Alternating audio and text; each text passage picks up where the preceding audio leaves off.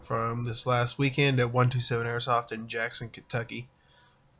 This video and the next video are the only consecutive videos that I'll have of the same game because the other files are corrupt until I can get it fixed. But I will be trying to get it fixed, and if I can, then I will put all the videos together I don't know. like normal. So anyway, the game starts, and based on previous games that I'd been in, where I'd been able to make it to the building, Can we get up? I knew that it was important to take the building at the beginning as fast as possible. And no one on the enemy team was particularly pushing this side hard, so I took advantage of it as best as I could until I got to this door. Now, something that I should have done here was when he opened the door, and I guess you could say we breached, I should not have pulled back. I should have pulled through, because the enemy would be in the same situation that I was, except we had guys at that door opposite me. And because I didn't push through, I got taken out from behind.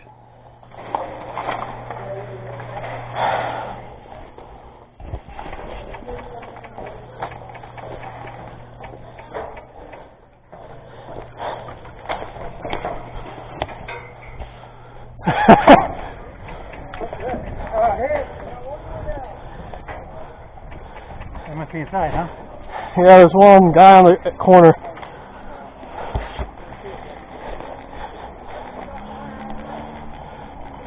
You got two guys over the generator, portable generator. Where they at?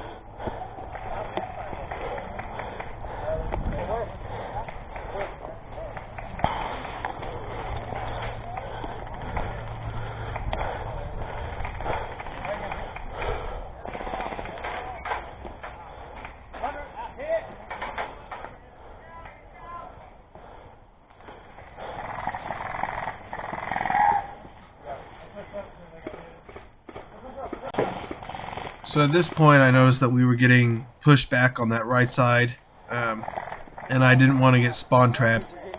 So instead of pushing around on that right side, I wanted to get in the building. Behind that big white rolling thing too. Holding the building is extremely important. Plus it gives you high ground compared to the right side. The building, there's a couple steps that you have to go up, and it gives you a altitude advantage against people trying to push up on that flank. So I mess around trying to shoot a guy back behind the tank over there before I move up. And one thing that I noticed is that we still haven't pushed into the building itself. So I do something that a lot of airsofters should begin to do. You know, as much as we like to recreate realism with airsoft, acting like one-hit kills and all that, airsoft can't go through metal, and if it can, you're doing something really wrong. It's not really airsoft. So you should always take advantage of the surroundings. So here I tell him to crack it open, and I notice that there's nobody in here. So I decided to make this little makeshift riot shield and push into the building so that we can get a toehold. Now, when you push into a building like this, it's a big box. When somebody enters a building,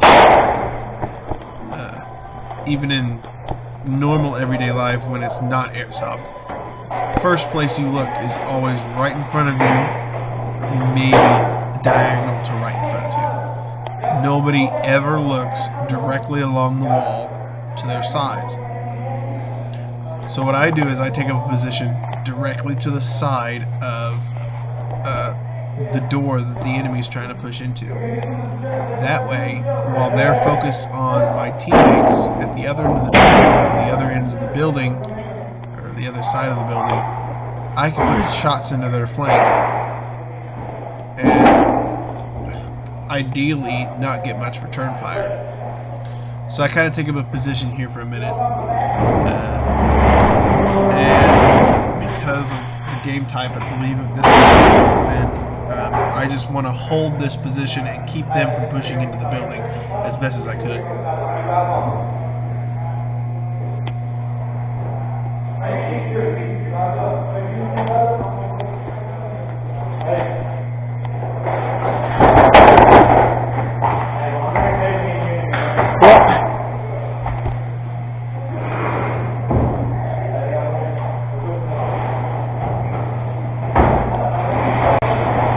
Since I pushed into the building, the team was able to establish a foothold. We moved a bunch of guys in here. So you saw me move over. As I said before, you want to stay directly at the 90 degree, but I knew that the enemy would eventually try to push around the door that I tried to go into the first time. So I'm trying to get cover more or less between me and the front door that I'm looking at and the door behind me to my, I guess it'd be what, 4 o'clock? So there's these pillars or whatever these things are, and I kind of can't start, well, I don't want to say camp because, you know, everybody denotes camping as bad, but I take up a defensive position next to these so that I have an advantage whenever somebody comes through either of the doors, ideally. So that's another thing that I'll talk about. You see me on the ground here.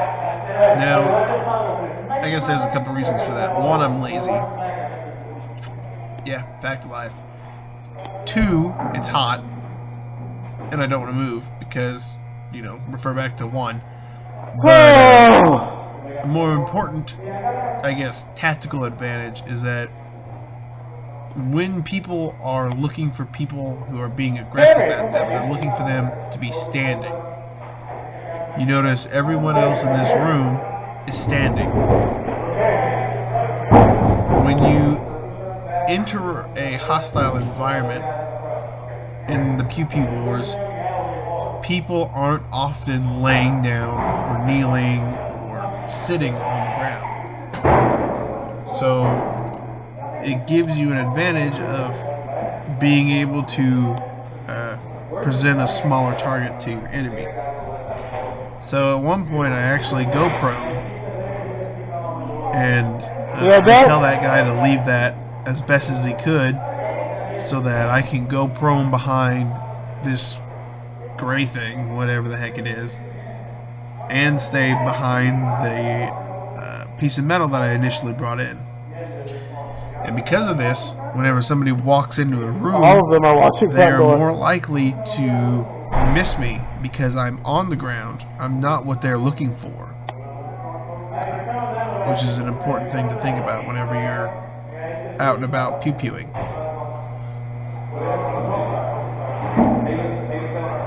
We humans have always been conditioned since we've been babies to look for humanoid figures, to look for faces, to look for objects that are being held. So if you can Hey, you don't want to make that flat. You want to be able to block back there too. Not the best terminology.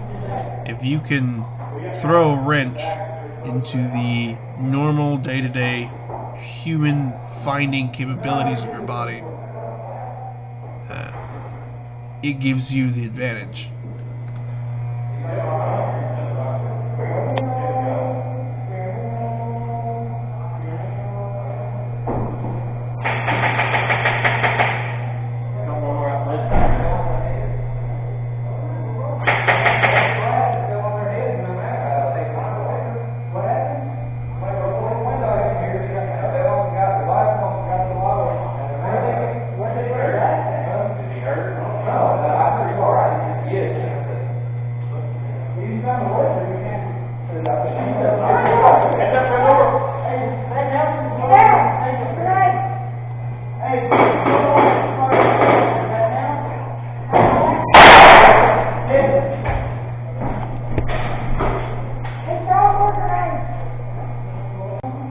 Headphone users beware.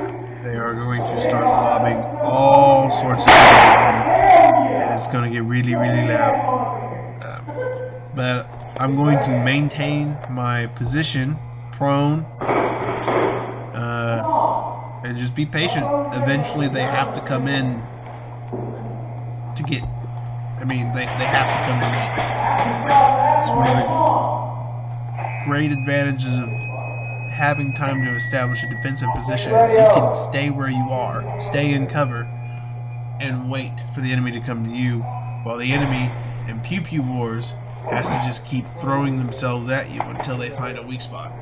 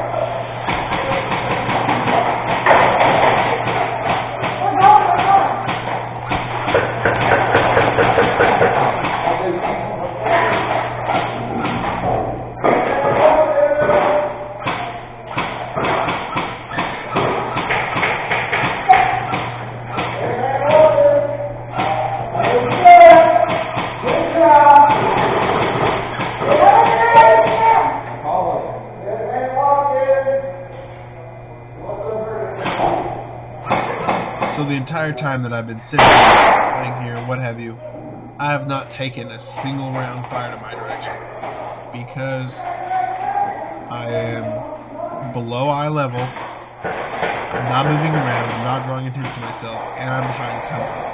There's only my shoulder, my gun, and my helmet sticking out from behind this piece of metal. So anyway, my next video will be the second part to this battle. It'll be a bit more exciting. Anyway, stay tuned. Check out 127 Airsoft. And, well, you know, tell me what you like, tell me what you don't like. Do all that fun stuff. You know what to do. It's YouTube's. It happens. Alright, guys. Catch you later.